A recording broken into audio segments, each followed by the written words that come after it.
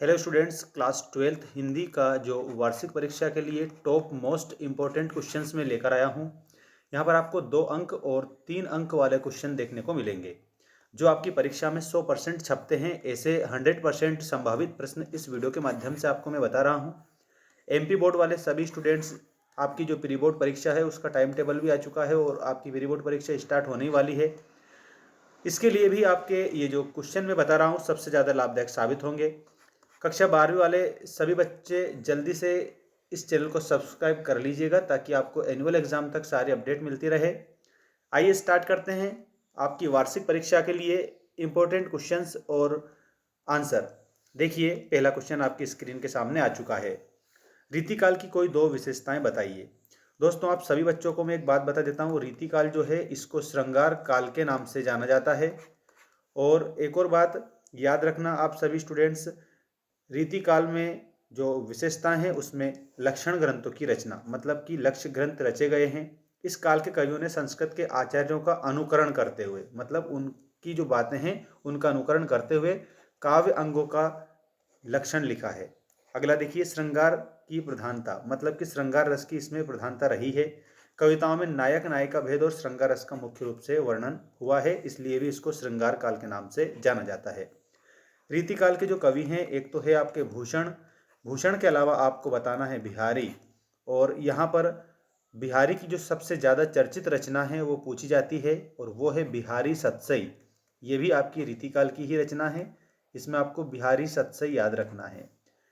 और भूषण की आपकी शिवा बावनी हो जाएगी रचना, इसमें आपको शिवा बावनी याद रखना है। इसके अलावा आप सभी याद रखिएगा केशवदास। केशवदास प्रमुख है। केशवदास की रामचंद्रिका, रामचंद्रिका ये रीतिकाल की ही रचना है। आपको ये अच्छे से सीख के जाना रहेगा। इसके बाद में साथियों, अगला जो क्वेश्चन है वो आपका ये रहा। देखिएगा, दिशाओं को मृदंग की तरह बजाने से क्या तात्पर्य है। ये आपकी चैप्टर से है। दिशाओं को मृदंग की तरह बजाने का तात्पर्य बच्चों की चंचलता से है। मतलब बच्चे जब पतंग उड़ाते हैं उस समय वो दिशाओं को मृदंग की तरह बजाते हैं। जब बच्चे छतों पर निडर होकर दौड़ते हैं, मतलब बिना डरे जब वो छत पर दौड़ते हैं, तो उनके पैरों की जो आहट है ना वो चारों दिशाओं में संगीत की तरह गूंजती है।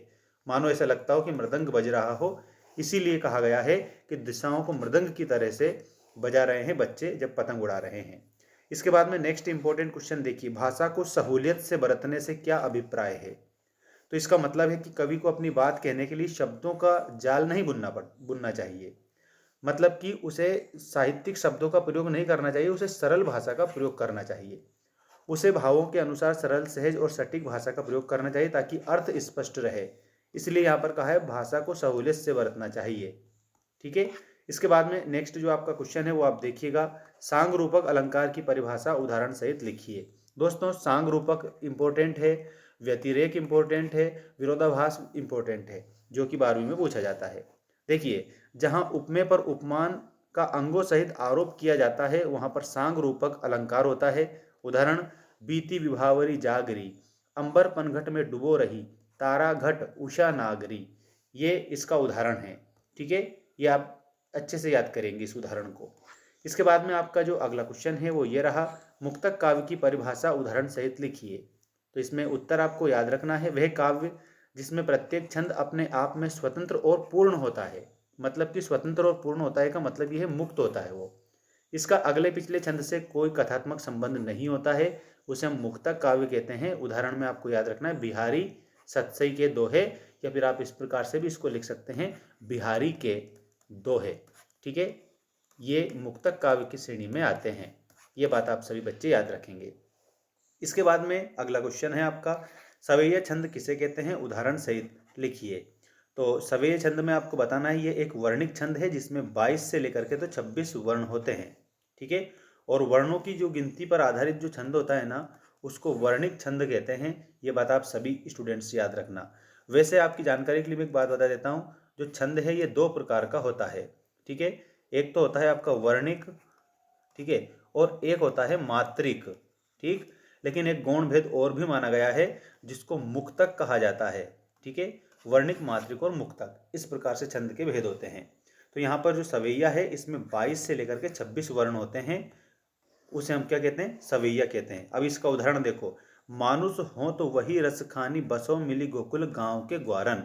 अब इसमें जब हम वर्ड गिनेंगे ना, मतलब तो कितने होने चाहिए, या तो 22 होने चाहिए या फिर 26 होने चाहिए। तो इसमें देखेंगे 1 2 3 4 5 6 7 8 9 10 11 12 13 14 15 16 17 18 19 20 21 22 23 24 और ये 25, ठीक है। और यहाँ पर ये बिंदु वगैरह करके 26, ऐसे 26 वर्ण होते हैं इसमें, ठीक है। ध्यान रखिएगा सभी।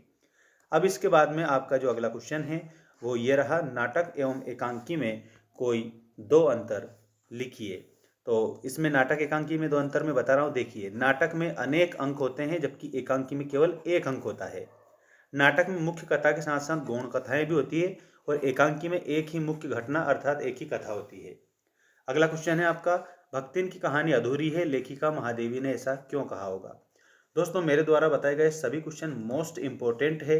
यदि आपको ये पीडीएफ फॉर्मेट में चाहिए तो हमारा ऐप डाउनलोड कर लीजिएगा, जिसमें आप लोगों के ऑल चैप्टर्स के आईएमपी क्वेश्चन के नोट्स मैंने दे दिए हैं और इसके अलावा 4 सेट पेपर भी दे दिए हैं, वो भी सॉल्यूशन सहित। तो आपको करना क्या है, मेंस एजुकेशन ऐप को डाउनलोड कर लेना है और मात्र 199 में अपना कोर्स परचेस कर सकते हैं, ताकि आप लोगों का एक भी क्वेश्चन नहीं छूटे एग्जाम में, ठीक है। तो ऐप की लिंक डिस्क्रिप्शन में है। भक्तिन की कहानी अधूरी है, लेखिका महादेवी ने ऐसा क्यों कहा है। तो याद रखना, लेखिका ने ऐसा इसलिए कहा क्योंकि वे भक्तिन को अपने से अलग नहीं करना चाहती थी।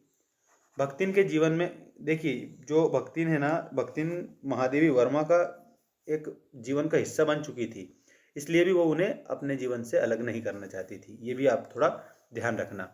भक्तिन के जीवन का अंत होने का अर्थ था लेखिका के जीवन के एक अध्याय का अंत होना, जिसे वे अधूरा ही रखना चाहती थी, ठीक। अगला क्वेश्चन देखो, लेखक ने शिरीष को कालजयी अवधूत कहा है क्यों।